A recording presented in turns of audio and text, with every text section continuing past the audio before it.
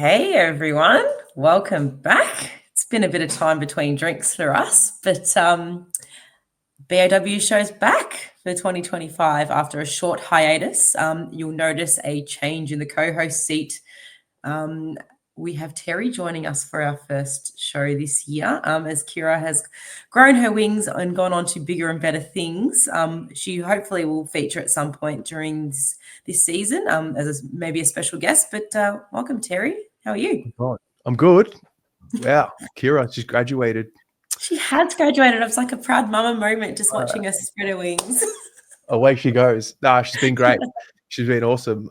We've got massive shoes to fill, so we'll do our best. Massive. But I'm good. I'm excited. Look, I'm gonna be honest. I was apprehensive before going to the game last week. I'm like, the W. I've had my critiques of the program over the years. Sometimes I feel like that it's not taken too seriously in the way they play and the spirit. I mean, we're going to get into the game, but I can't wait. I had like a ball in round one. I had a blast. Good. And it's always even better when you have round one come along, and then when you beat the Pies, anytime beating the Pies in the men's or women's program is something to celebrate because, the rivalry is strong. And we did see a little bit of argy-bargy during the game, but we will get into the game. The final scores are 45-21, an absolute dominant display after the first, 10 minutes of the first quarter. The Pies came out red hot. But what did you see? Yeah. How are you? Oh, sorry. I've just gone straight into business. Yeah, that's right. I love it. Well, how are you going? It's good to have you back. Thank you. No, going well. Little man's won now and running the show, absolutely running the show. I actually took him to the men's game on the weekend and he sat there in absolute awe. So hopefully got another little bagger on board there. But no, going really well. I'm back at work and it's like I've never stopped. It's just constantly go. But no, I'm very well. Thank you for asking. No, we're obviously, we're sad that, not sad, but we're smiling that it happened and Kira's on her way. But you've been here from day dot of the it was the AFLW show. Now it's the BAW show. Maybe now we'll just call it the W show. Yeah. We're fluid with the name, and I'm glad to have you back, and also very glad that the cheer squad are backing the show as well again. Yes, no, big shout out to my fam bam in the cheer squad. Yeah. We are going to be at every W game that we can get to, and we're going to be loud and proud. So I encourage everybody to get to as many W games as they possibly can, especially at Icon Park, which you'll talk on because you were there. Vibe check. Oh, vibe check? I had a blast. Yeah. As I said, I mean, you touched on the score. I maybe because I went there kind of almost expecting to not enjoy it because I've gone in the past and it's withered away. But I mean, I think for a Carlton supporter, I think anytime you see a team play with spirit and pride and care for one another, that's all you can really ask for. So the vibes were great. It was a good time. No, and it looked like it, and hearing it through the TV was like you could hear just how loud we were in comparison to their supporters. I think there was about 8,000 there, correct me if I'm wrong, which is pretty good for it's not going to reach the heights of the very first game way back when, but 8,500 or 8,000 is a fantastic opener to what was a pretty big AFLW weekend in terms of upsets and all that sort of stuff. So we will now swing into the game. Standout players for you?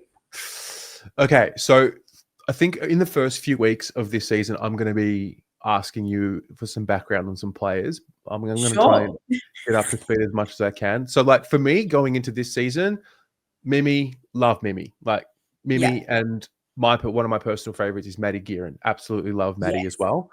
Yes. Met them a number of times. Darcy, OG, love the story of the McKay twins sisters, I should say. I actually was standing next to Mum Mama Oh McKay. no, Yeah. It was Mama amazing. McKay. Yeah. So I think that kind of also added to The just the vibes. energy and the vibe because they had a whole crew there. Xander Maguire, who's a family friend, I was saw that. up and about. Elite him singing the theme song too. Just gonna Yeah, put that yeah, in there. Elite. yeah. So I think that kind of added to the experience too. I was around a really excited, rowdy Bay, and yeah. So, but there's a girl that played. Her name is Poppy Schultz. Schultz. Yes. How do I say it? Schultz. Poppy Schultz. I think, yes, she is the sister of Matilda, who plays Okay. at Port Adelaide, who was the rising star last year. Okay. And just looking at her, she fit into the mold perfectly. Like, just her, look at that. Just her So ability to this is read what got play. me. The spin move straight away. I'm like, oh, okay, who's that? And then from there, I Yeah. just kept tabs on her. I just like, this is a dangerous kick. Like, I really Vision. enjoyed what I saw. Yeah, and just her ability to hit the contest hard. And I believe her housemate actually plays for Collingwood. So Okay. I think the club released a video during the week, or a game day video of the two of them arriving together. So that was pretty funny. But this her here kicking her first goal to the end where our boys were all up in the top terrace there. And what a way to kick your first goal in league footy at the elite level. And look at the girls get around her. Yeah. I think she's definitely one to watch. The commentators actually did say that it could there be a possibility of a back-to-back rising star in one family.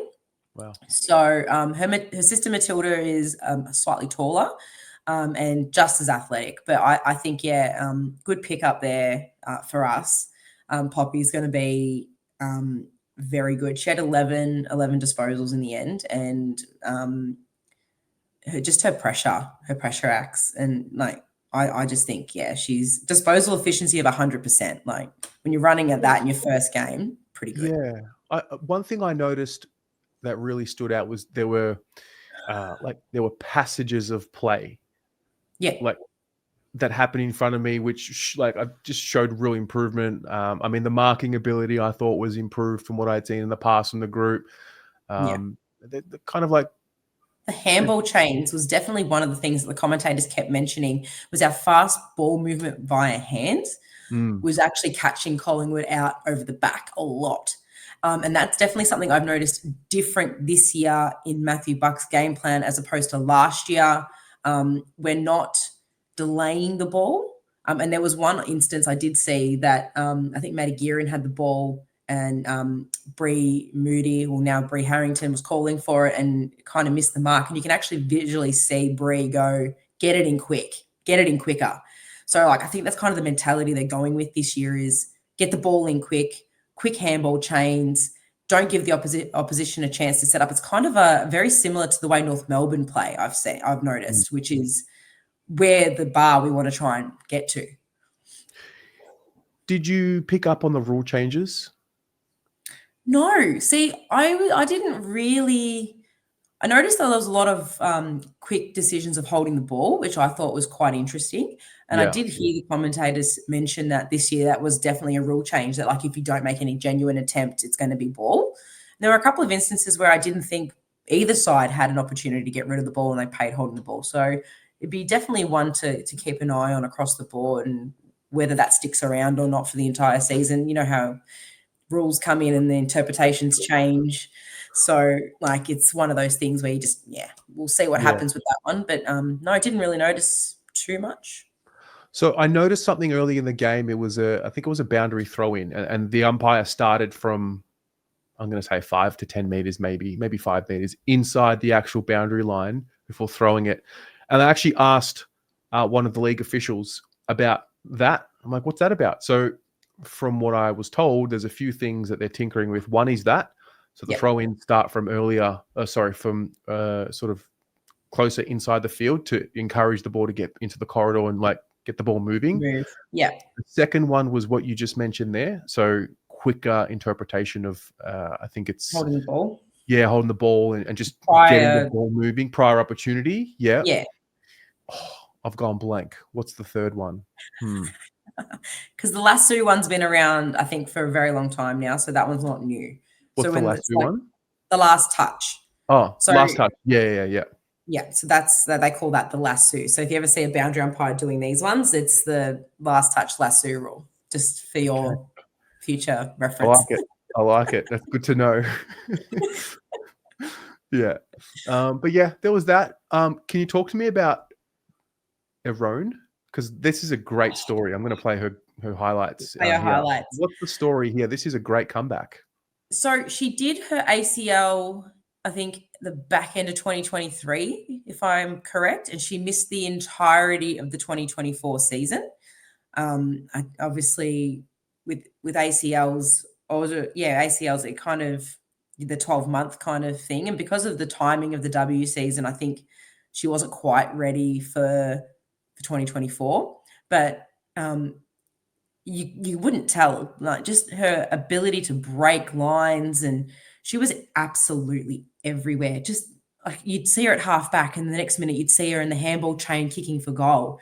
Like, she was on fire. 6 tackles, 13 disposals, 7 contested possessions, running at 69%. That's all right, but 2 goals won in the end for Yeah. her, and 4 score involvements overall. So I just think, and she spent 84% game time on the ground, which is I remember her. I remember watching her when she debuted, and I remember thinking she had picked up the game pretty well, and she was yeah, you were impacting. huge raps for her that year. I I remember she was one of was, your favorites. yeah, and she got injured. Was that 2023?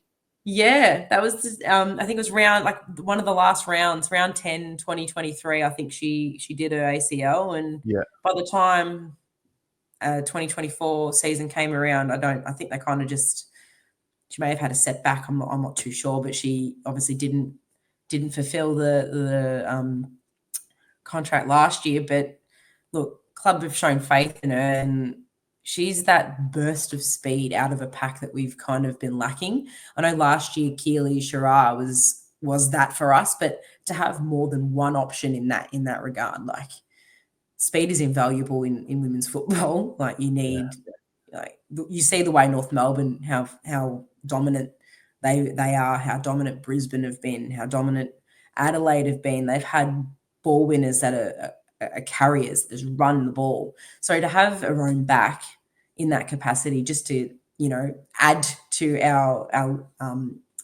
running capacity, is fantastic to see. And like, the highlights just prove how well she's come back. It's like, even she's like, hasn't missed a beat. It's been Yeah.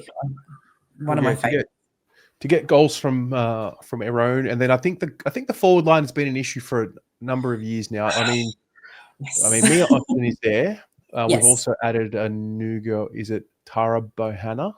Yeah, she's the former skipper of the Gold Coast Suns.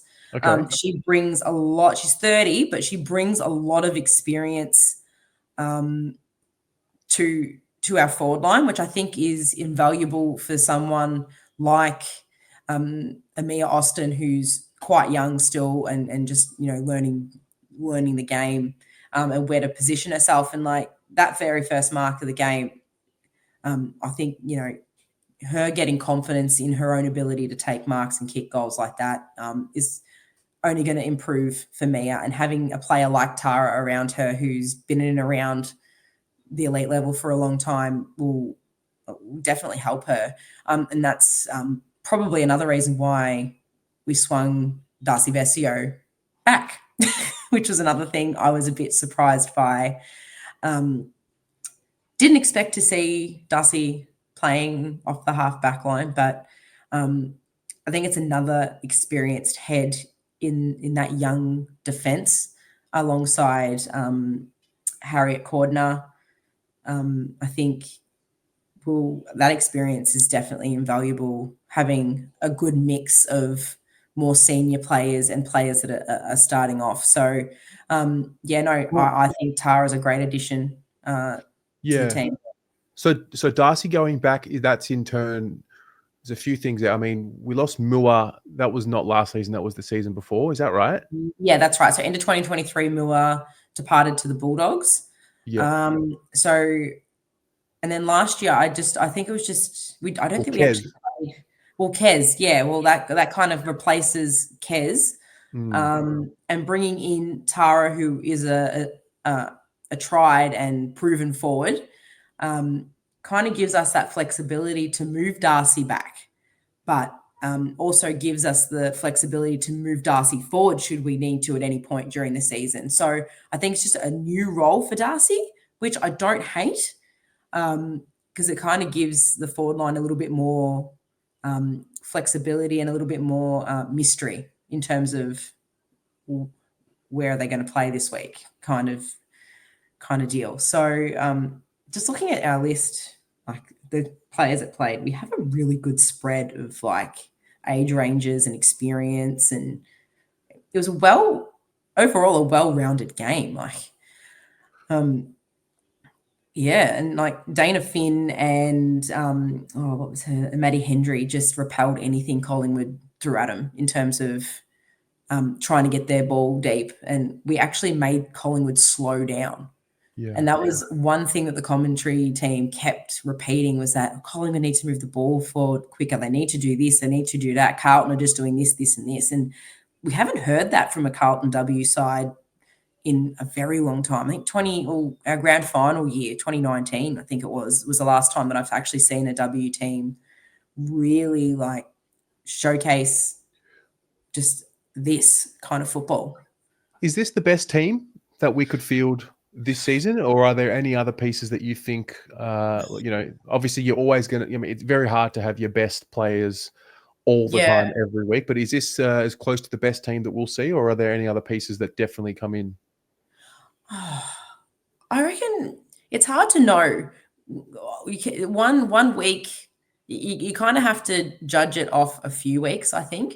Okay. And just, I personally think that, we've got a really good overall list of W players. I'm just doing a quick check to see if we do have anyone on the injury list that, is a standout player. Like I just think that, I think this is probably one of the best teams that we could have put out there on the park this week. Well, it's a good blend of experience, and from what I can tell, there's early draft picks. I mean, Sophie McKay makes her debut. She's a pretty highly touted prospect. Poppy's a highly touted prospect.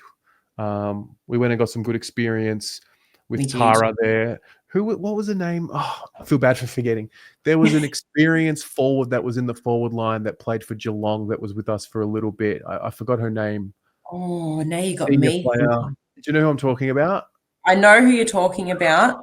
She retired. Oh, she retired last year. Yeah. Phoebe McWilliams.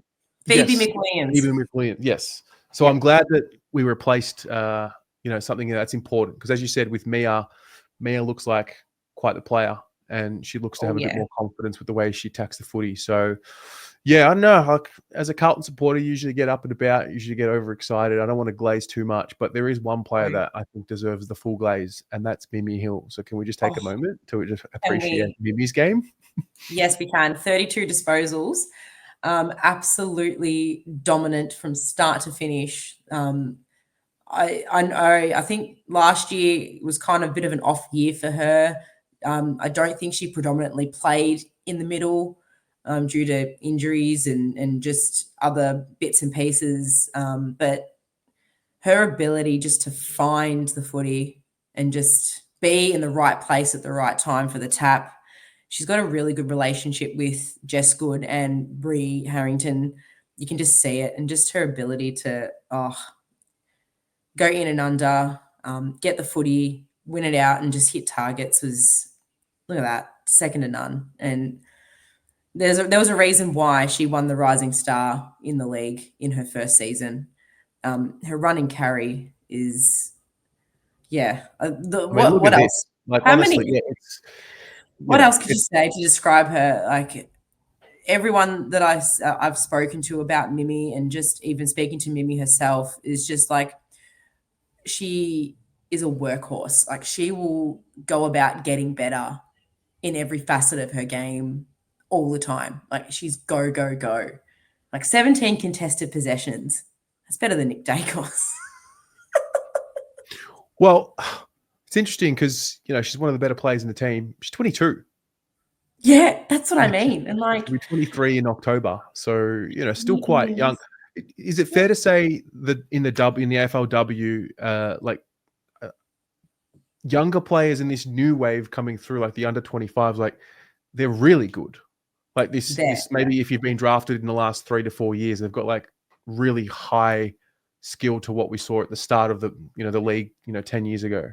And I think that comes back down to having a junior girls development pathway. Gotcha.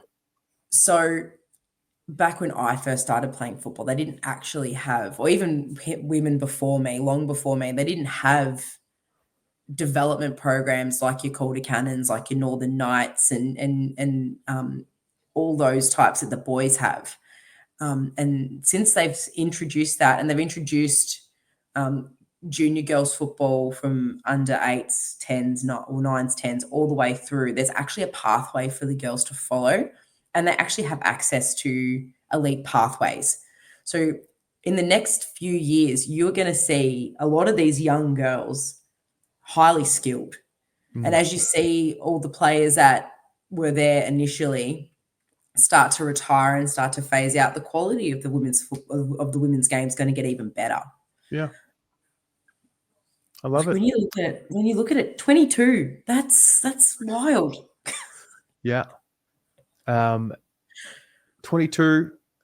So also correct me if I'm wrong, but so Abby's captain, Yes. and Mimi's the vice captain. Yes. Gotcha. Yeah, yes. That makes sense.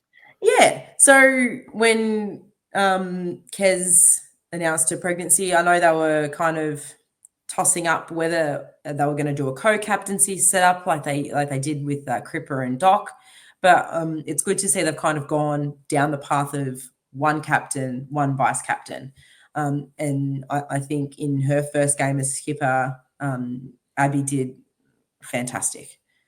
So we couldn't ask for a better person to step up into that leadership role, and it kind of takes the pressure off Mim in that leadership capacity for her to go and do her thing. Just go and dominate. Yeah. Oh, dominate is definitely one word I would use. Epic. She was absolutely epic. I mean, the coaches' votes, I'm just looking at him here. She got 10 votes. Yeah. Erone had the 7. Britt Benici from Collingwood, 5 votes. Brianne Harrington, 4 votes. Poppy Schultz, 3 votes. And Keely Sherrar got the single vote. So well represented. It was a great night. Yeah. It was. Honestly, I really just enjoyed the atmosphere of it. It felt local. It felt very community. It felt like sort of like the origins of footy, if that makes sense. Where it all started when we were kids, yeah? Yeah, exactly. Yeah, and it was. I was just pleasantly surprised how much I enjoyed it. And did you see like the food stalls underneath? Have they upgraded them since the last time I was there? It's like all brand new. There was acai. There was all sorts of things happening. Yeah, there was a place called Schnit, or little Schnit, like chicken schnitzels. They had tacos, Indian, Mexican. I don't know. It's like they just refurbished. Were you at a street festival or a footy match? Made the comment during the night. I was like, "This is very festival-y." So Festival of footy. Festival of footy. Nah, yeah, it was good. I'm looking forward to going when it's hot, like during the day. Our next home game at Icon Park is in round 4. Mm-hmm.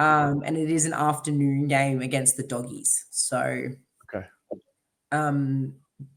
hopefully spring come to town and we have a nice afternoon in the sun. If it's anything like this coming Thursday, I'll be very happy. 20 degrees. But we don't want it to be too hot like it used to be in the summer months when we used to watch AFLW. That was ridiculous. Yeah, that was ridiculous.